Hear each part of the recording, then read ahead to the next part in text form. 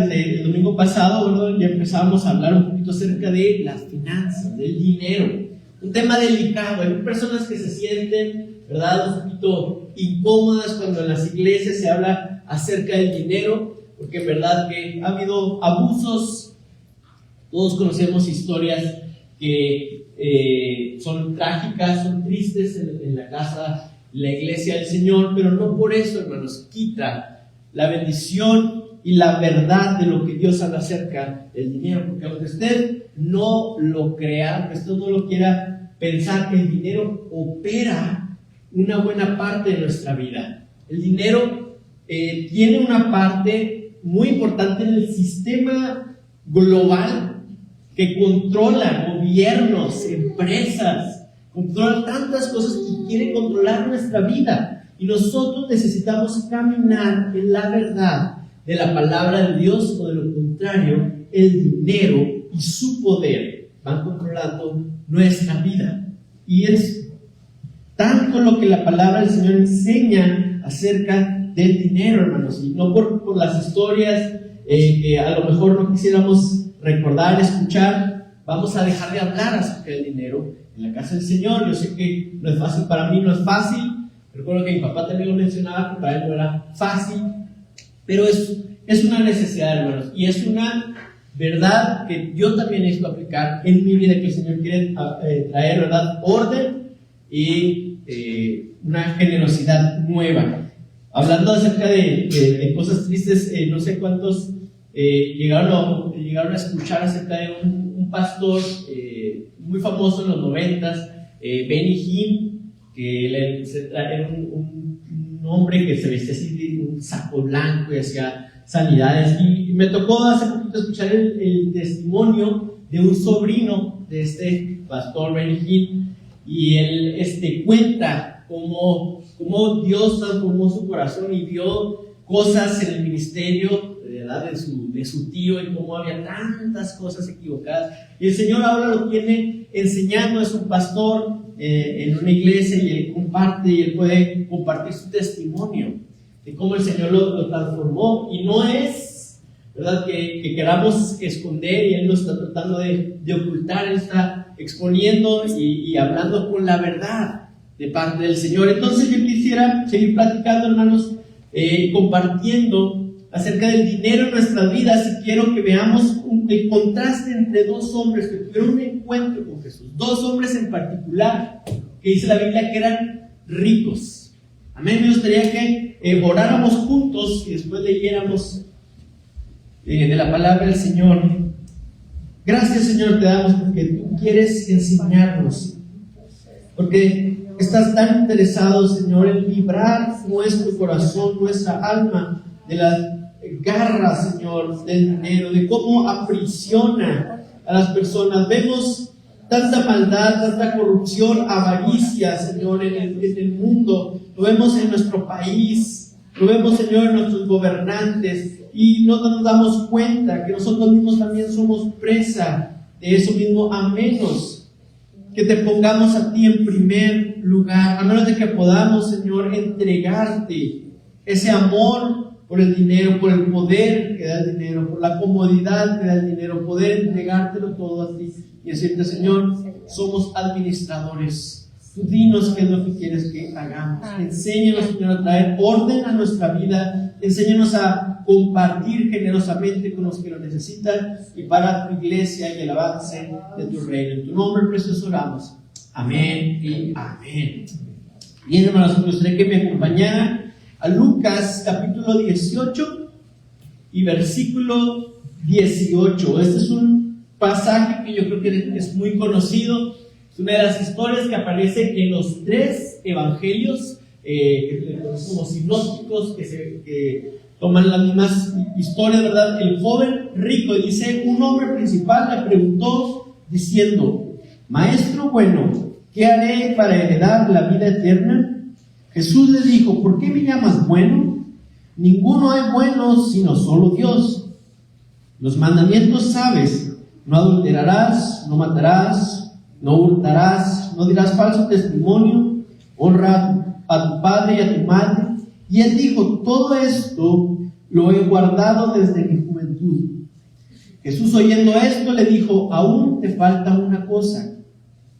Vende todo lo que tienes y dalo a los pobres, y tendrás tesoro en el cielo. Y ven y sígueme. Entonces él, oyendo esto, se puso muy triste, porque era muy rico. Al ver Jesús que se había entristecido mucho, dijo: cuán difícilmente entrará en el reino de Dios los que tienen riquezas. Porque es más fácil pasar un camello por el ojo de una aguja que entrar un rico en el reino de Dios. Y los que oyeron esto dijeron: ¿quién pues podrá ser salvo? Él les dijo: lo que es imposible para los hombres es posible para Dios. Entonces Pedro dijo: he aquí, nosotros hemos dejado nuestras posesiones y te hemos seguido. Y él les dijo: de cierto os digo que no hay nadie que haya dejado casa o padres, hermanos o mujer o hijos por el reino de Dios, que no haya de recibir mucho más en este tiempo y en el siglo venidero la vida eterna.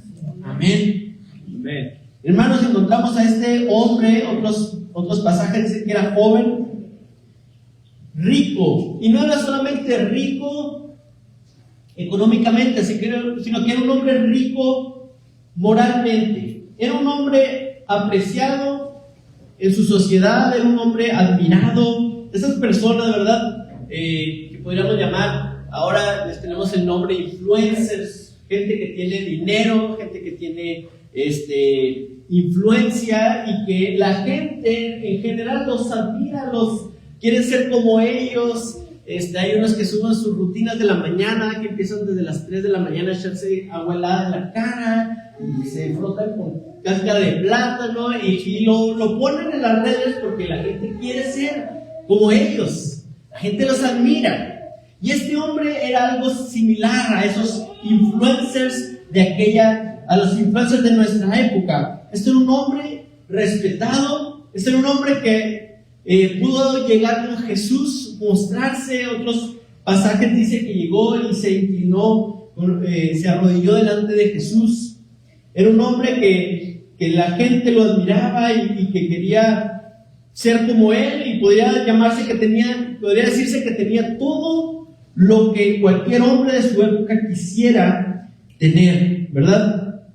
Y yo creo, hermanos, déjenme les comento esto, yo creo que este hombre vivía y aplicaba los principios de los cuales hemos hablado, de cómo Dios bendice cuando nosotros bendecimos. Yo creo que este era un hombre que sabía y repartía generosamente a aquellos que tenían necesidad.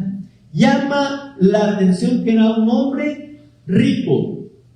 Y fíjese, hay otro pasaje en donde menciona algo acerca de los ricos, cuando Jesús dice que se sienta en el templo a ver cerca de donde se echaban las ofrendas, y dice que los ricos pasaban y echaban grandes cantidades de dinero, y Jesús notó a una viuda que echó una cantidad muy pequeña, y Jesús inmediatamente a sus discípulos les dijo que esa mujer había echado más que todos los demás, ¿verdad? Que a pesar de que llegaban con sus bolsotas de dinero y las echaban ahí, Jesús alabó a aquella mujer. Pero a mí me llama la atención, hermanos, que había estos hombres ricos bajo una ocupación del Imperio Romano. Fíjese lo difícil que ha de haber sido para estos hombres mantener su riqueza cuando había un gobierno extranjero sobre ellos. Y no había, digámoslo así, no había ningún motivo, ¿verdad?, para ir a dar grandes cantidades de dinero en el templo, siendo que probablemente ellos tenían conexiones más bien con el Imperio Romano, con los centuriones, con los soldados. Y yo creo, hermanos, que a pesar de estos hombres, independientemente de sus vidas, que a veces en la iglesia, comparados con esta viuda que echó muy poquito dinero, ellos quedan como descartados, pero en realidad yo creo que ellos estaban viviendo una bendición sobrenatural de parte de Dios, porque ellos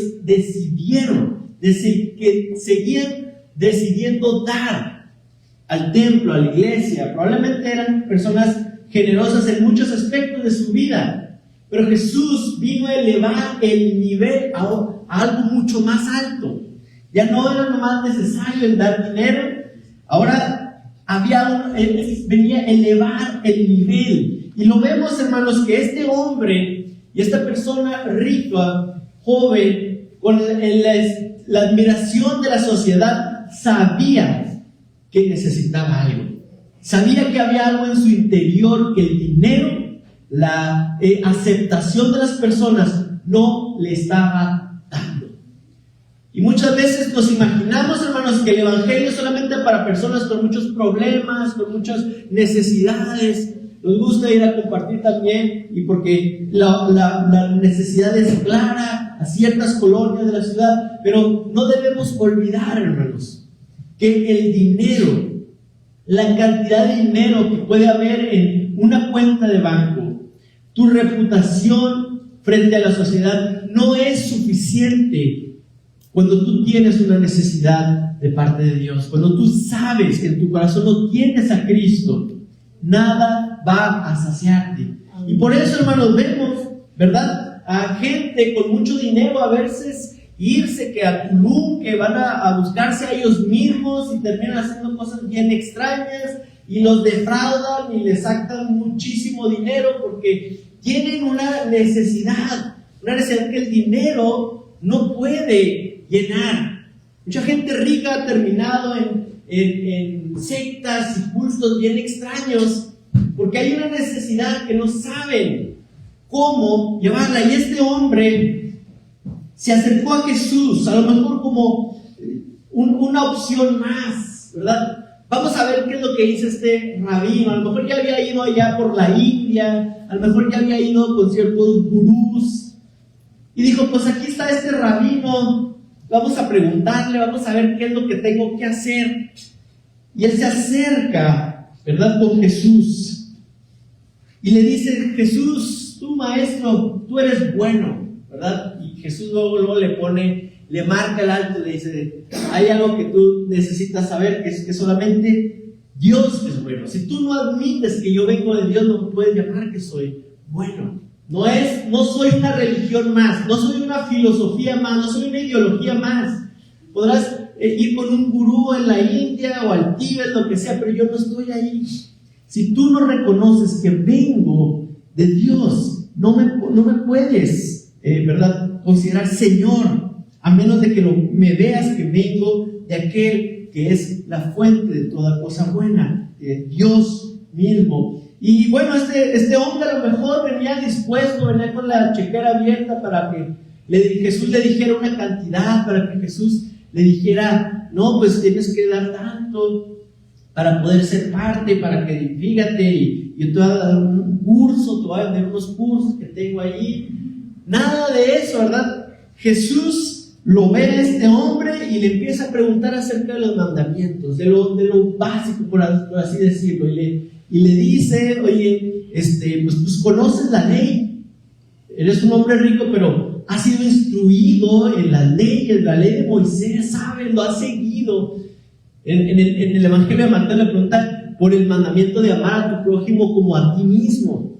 Fíjese, una pregunta que un hombre religioso se patinó cuando Jesús le dijo, bueno, tú conoces la ley, la estás aplicando, sabes que es amar a Dios por sobre todas las cosas y amar a tu prójimo como a ti mismo. Y el hombre religioso, ¿verdad?, se patinó y salió por la tangente. Le dijo, bueno, pero ¿quién es tu prójimo? Y ahí diría el hombre religioso, dijo, pues aquí entramos en una discusión y ya me quito la responsabilidad de amar a mi prójimo como a mí mismo. Este hombre rico no hizo lo mismo, no le dijo a Jesús, Jesús, pero ¿quién es mi prójimo?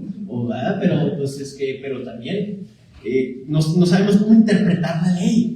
Jesús le hace una pregunta muy directa, que si conocía los mandamientos, que si estaba viviendo a través de ellos, ¿verdad? Aunque en Lucas no lo menciona específicamente ese de amar al prójimo como a ti mismo, le preguntan de no adulterar, de no matar, de no hurtar, de no decir falso testimonio, de honrar a su padre y a su madre. Y este hombre, ¿verdad?, con la seguridad de una persona que nunca le ha tenido que echar agua al pote de shampoo, le dice sí, ¿verdad? La seguridad que te da nunca tener que andar corriendo atrás de un camión urbano. Ve a Jesús a los ojos y le dice, sí, Jesús, ya todo eso, mira, yo ya check, lo tengo todo cubierto. Y Jesús dice en Marcos que también cuenta esta misma historia, le dice: Jesús lo amó. Jesús sintió un amor especial por este hombre. Y esto es importante decirlo porque estaba a punto de sacudir toda su vida. Jesús estaba a punto de destruir todo su concepto de sí mismo, de su vida, de la idea que la sociedad tenía de él. Jesús estaba a punto de destruirla, pero Jesús lo amó. Y qué importante esto, hermanos, porque a veces como cristianos queremos diagnosticar a las personas por los problemas que tienen, y lo que hay no es amor. Muchas veces es juicio, muchas veces solamente queremos, ¿verdad?, el liviazo. Pero vemos que Jesús amó a este hombre, y lo que le estaba a punto de decir lo iba a poner cara a cara con su problema más grande, con un problema más profundo del que él no se había dado cuenta, aunque sabía que algo debía no estar muy bien en su vida. Y Jesús le dice: toma todo lo que vendes, ¿verdad? Toma todo lo que tienes, véndelo y dáselo a los pobres. Y ahora, ¿por qué hace esto Jesús? A nadie más le pide Jesús que haga esto, excepto a este hombre. A nadie más Jesús andaba diciéndole: pues todos, ¿saben qué? Vendan todo y vengan a seguirme. Pero a este hombre Jesús lo confrontó con lo que para él era su identidad, su fortaleza. En Proverbios 18:11, hermanos, no sé si alguien lo tiene y pudiera leerlo en voz alta. Proverbios 18:11 nos da un motivo, una razón, lo que yo pienso que Jesús estaba haciendo en la vida de este hombre, ¿verdad? ¿Alguien lo tiene? Proverbios 18:11. Las riquezas del rico son su ciudad fortificada y como un muro alto en su imaginación. Amén. Las riquezas de este hombre eran su fortaleza. De otra manera dicho, hermanos, era su salvación. La salvación para este hombre era su dinero. Con ese dinero él podía mover, manipular, asegurar, comprar, influenciar lo que fuera. Y aunque él seguramente era un hombre generoso, él no daba hasta un punto en que su fortaleza se debilitara, ¿verdad? Cuando uno va a hacer una remodelación en una casa, en un edificio, uno sabe que puede hasta golpear ciertas partes del edificio, pero hay ciertas partes que no puedes tocar, porque es que el edificio se va a venir abajo. Y estás dispuesto a lo mejor a tumbar una pared, dos, pero no puedes mover ciertas cosas y pretendes que el edificio se mantenga en pie. Y este hombre estaba dispuesto a dar. Este hombre a lo mejor se imaginó que Jesús le iba a pedir una cantidad. Y tal vez Judas ya estaba haciendo cálculos de qué es lo que se iba a hacer con todo ese dinero al ver a ese hombre acercarse a Jesús. Pero Jesús le puso enfrente de él lo que él creía que era su salvación. Le dijo: tú tienes que deshacerte de lo que tú crees que es tu salvación y venir a seguirme, porque yo solamente yo te puedo salvar. Ese es el motivo por el cual Jesús va con este hombre y le dice: tú tienes que deshacerte de tu concepto de salvación, lo que tú has construido como tu salvación. Y lo más triste es que este hombre, ¿verdad?, no estuvo dispuesto. Este hombre no estuvo dispuesto a hacer aquello que Jesús le había pedido, y dice que se fue triste. No sabemos qué habrá sido de él, qué habrá pasado. Seguramente se quedó pensando y algo cambió en él. Pero fíjese lo que preguntan los discípulos, la gente que estaba alrededor y que escuchó esto, se quedaron con esta duda: ¿quién pues podrá ser salvo? Acababan de ver a un hombre que lo consideraban que estaba acá, ¿verdad? Se sentían todos inferiores a él, todos se veían así como que no, pues comparado con él, yo estoy muy lejos. Y cuando Jesús lo rechazó, por decirlo así, cuando Jesús no lo quiso admitir, no le dijo: miren, como él tienen que ser todos, miren, como este muchacho, sino que dijo: qué difícil es que un hombre rico, un hombre que pone las riquezas primero, entre al reino de los cielos. Y ellos dicen, entonces, ¿quién va a poder ser salvo? Ahora sí que la vara está imposible, ahora sí que el nivel está muy alto, no vamos a poder llegar. Y Jesús les dice, lo que es imposible para los hombres es posible para Dios. Y el ejemplo más claro de esto viene en el siguiente capítulo, hermanos, porque Jesús se encuentra nuevamente con un hombre rico y dice Lucas 19, habiendo entrado Jesús en Jericó, iba pasando por la ciudad, y sucedió que un varón llamado Zaqueo, que era jefe de los publicanos y rico, procuraba ver quién era Jesús, pero no podía a causa de la multitud, pues era pequeño de estatura. Y corriendo delante subió a un árbol sicómoro para verle, porque había de pasar por allí. Cuando Jesús llegó a aquel lugar, mirando hacia arriba, le vio y le dijo, Zaqueo, date prisa, desciende, porque hoy es necesario que pose yo en tu casa. Entonces él descendió a prisa y le recibió gozoso. Al ver esto, todos murmuraban, diciendo que había entrado a posar con un hombre pecador.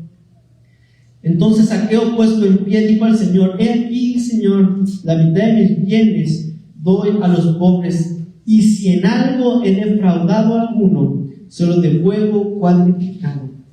Jesús le dijo, hoy ha venido la salvación a esta casa, por cuanto él también es hijo de Abraham, porque el Hijo del Hombre vino a buscar y a salvar lo que se había perdido.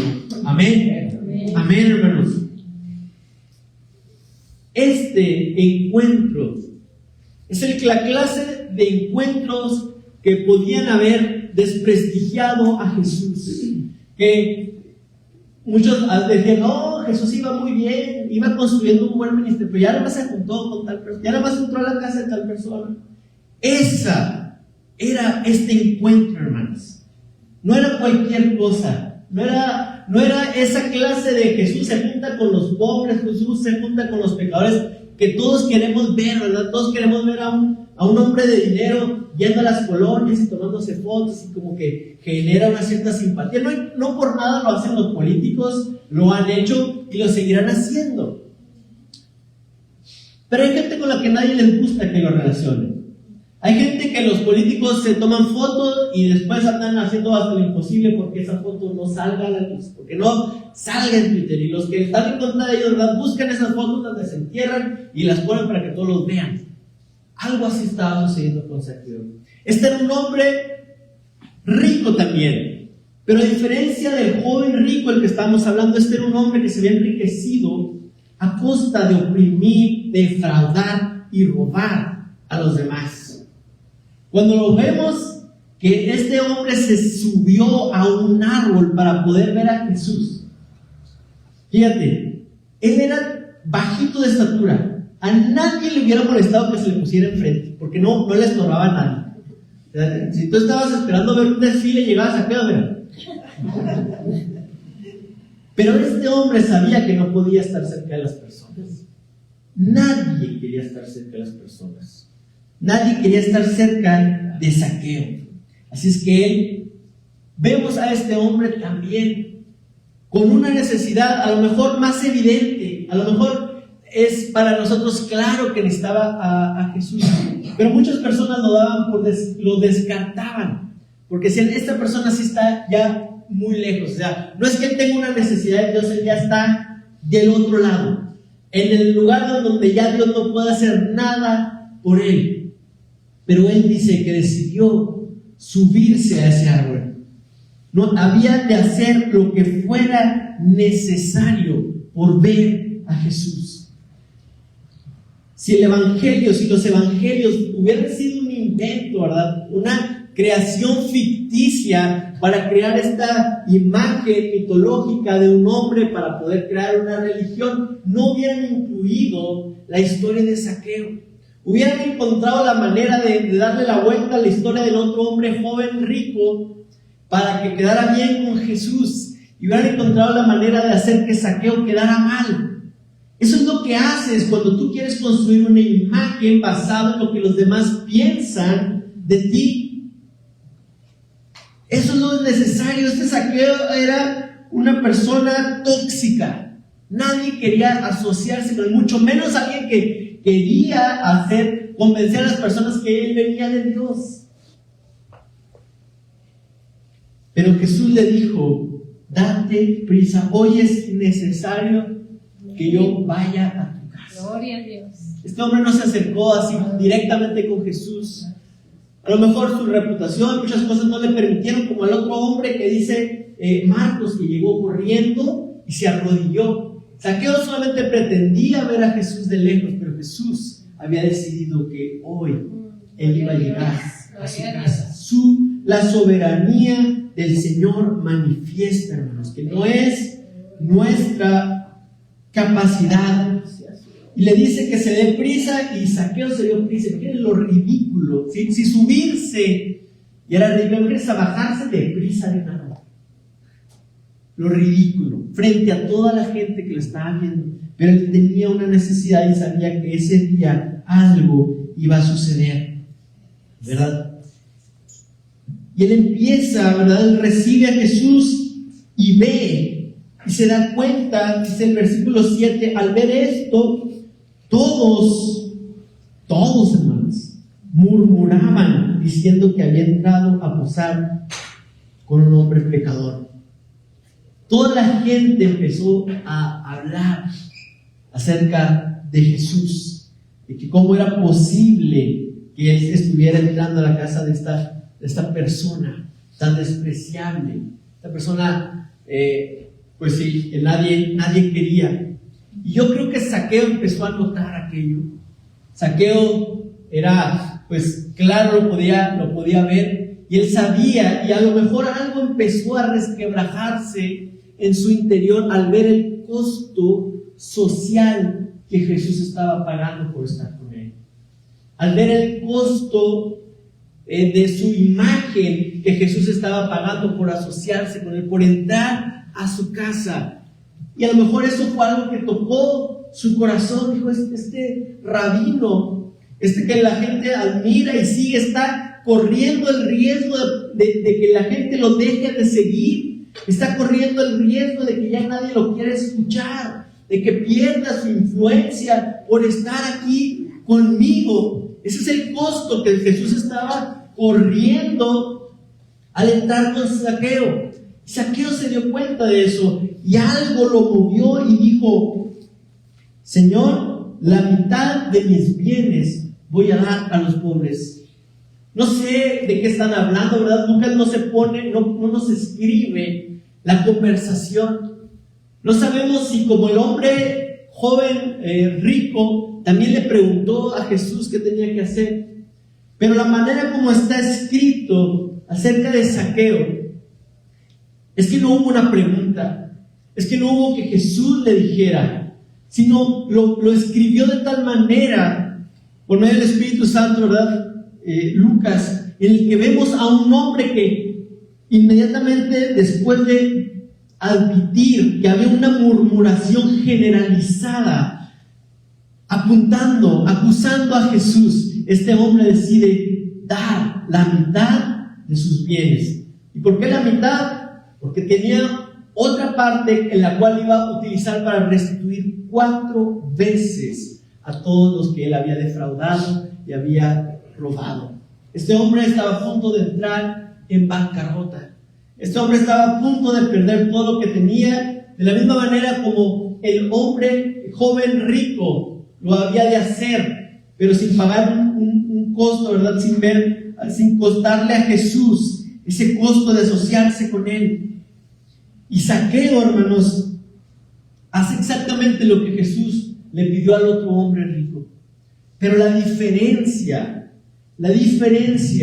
está, hermanos, en que este Zaqueo decidió dar de un corazón agradecido, de ver lo que Jesús estaba haciendo por él, estaba llevando toda la murmuración de asociarse con él. Dijo: ¿sabes qué? Hay algo. Él entendió que había algo que había cambiado. Él vio que sus riquezas ya no le podían producir lo que producía tener a Jesús ahí en su casa. Y él estuvo dispuesto a soltarlo.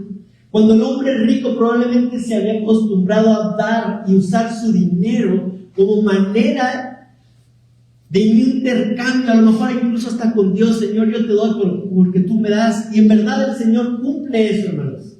En verdad el Señor cumple que cuando nosotros le damos, Él nos va a dar. El pastor Daniel González, de allá de la Iglesia Central en Argentina, le contaba una historia de que durante la pandemia esa iglesia tiene un comedor para niños que comen alrededor de 600 niños todos los días. Entonces ellos necesitan de donaciones y ofrendas para poder mantener este comedor. Dice que durante la pandemia casi todos los donadores pues dejaron de dar.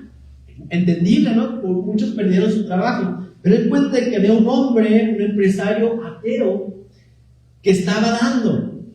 Y que el hermano tenía que ir semana con semana a la oficina de este hombre empresario que no creía en Dios, a recibir este cheque para poder mantener el comedor. Y un día, en confianza, este empresario le dijo: fíjese, pastor, que yo no sé por qué, pero desde que empezó la pandemia yo estoy ganando más dinero que antes. Y el pastor le dijo: hay una verdad ineludible en la palabra de Dios, de que cuando tú das al pobre, el Señor te bendice. Gloria a Dios. Es una verdad, hermanos. Pero esa verdad nos lleva al corazón humano, engañoso, torcido, ¿verdad?, a poner el dinero por encima de Dios. Entonces le damos a Dios, pero nuestro objetivo es recibir más dinero. Y a lo mejor este hombre rico usaba su dinero así. Tenía en su idea de que él podía dar, iba a recibir algo a cambio. Zaqueo estaba a punto de dar y perderlo todo solamente por agradecimiento. Hay una diferencia muy grande, hermanos. Los cristianos no damos para que el Señor nos bendiga. Nosotros damos porque hemos visto a aquel que estuvo dispuesto a dejarlo todo por nosotros. Por eso no nos limitamos, por eso queremos aprender a ser generosos, por eso queremos aprender a dar, porque entre más damos, más nos parecemos a aquel que dio todo por nosotros. Esa es la diferencia, hermanos. Si usted y yo le hubiéramos preguntado quién iba a ser salvo, hubiéramos escogido al joven rico por su reputación, por su moral, y hubiéramos descartado inmediatamente a Zaqueo. Pero realmente, hermanos, ahí es una pintura de la gracia de Dios en la cual debemos nosotros vernos. Zaqueo vio a Jesús pagando un costo muy alto en su reputación por asociarse con él. Pero usted y yo no solamente sabemos que Jesús pagó un costo de reputación. Jesús no solamente murmuraron de él. Nosotros sabemos que Jesús fue escupido, que Él fue lacerado, Él fue clavado a una cruz y derramó hasta la última gota de su sangre. Y si solamente la murmuración movió a Zaqueo a entregarlo todo, ¿cuánto más a nosotros al ver que Jesús murió en esa cruz por nuestros pecados?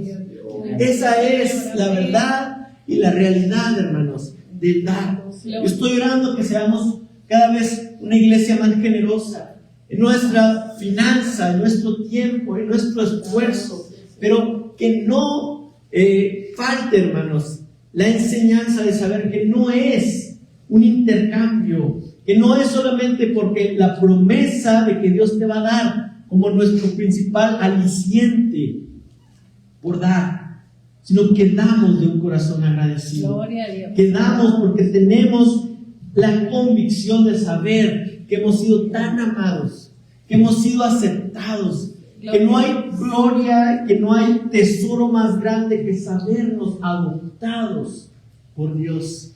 Ese es el motivo por el cual podemos dar y dar más allá de nuestras fuerzas, hermanos. Que eso siempre sea nuestro principal motivo, que sea lo que el Señor mueva, despierte en nuestro corazón el poder dar. Que no busquemos, hermanos, solamente la reputación de gente. En otro lugar Jesús habla acerca del dar y dice que no sepa, ¿verdad?, tu mano derecha lo que hace tu izquierda. Porque había en ese tiempo muchas personas que daban, pero dice que incluso hacían sonar trompeta enfrente de ellos.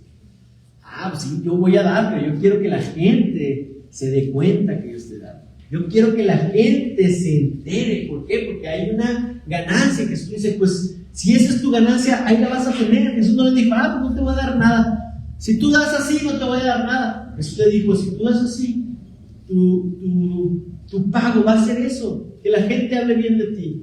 Pero cuando nosotros damos con un corazón agradecido, sin esperar, ¿verdad?, la aclamación de la gente, dice, entonces tu Padre te recompensa de una manera mucho más grande. Ya no es una recompensa al nivel de este mundo, ya no es una recompensa con base a lo que este mundo ofrece y da, y ciertamente suple nuestras necesidades humanas, ¿verdad?, de una vida aquí por esta tierra. Pero cuando nosotros damos con un corazón agradecido, cuando nosotros damos con un corazón correcto, entonces la recompensa va mucho más allá. Pedro le preguntó a Jesús después de hablar con el joven rico que cómo iba a estar la cosa con él, ¿verdad? Y le dice, hemos dejado nuestras posesiones y te hemos seguido. Y Jesús le respondió, de cierto digo que no hay nadie que haya dejado casa, o padres, o hermanos, o mujer, o hijos, por el reino de Dios, que no haya de recibir mucho más en este tiempo y en el siglo venidero, la vida eterna.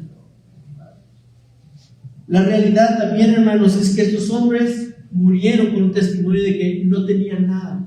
Todo era en común con la iglesia. Muchos de ellos sufrieron muertes terribles. A lo mejor el futuro al que estaba llamado Pedro, ¿verdad?, no hubiera hecho sentido cuando le hizo esta pregunta. Le hubiera dicho, Pedro, a ti, de hecho, te van a crucificar igual que a mí. Y, caray, pues como que yo he dejado todo y me espera eso. Pero la realidad, hermanos, es que cuando conocemos a Dios, ya no se vuelve una recompensa humana. Ya no son las casas, ya no es lo que podemos obtener aquí, es una recompensa eterna. El sabernos que la vida eterna nos ha sido dada. Que eso pueda ser nuestra inspiración, que eso pueda ser la manera como servimos a Dios. Amén. Amén. Invitamos a que nos pongamos de pie, hermanos.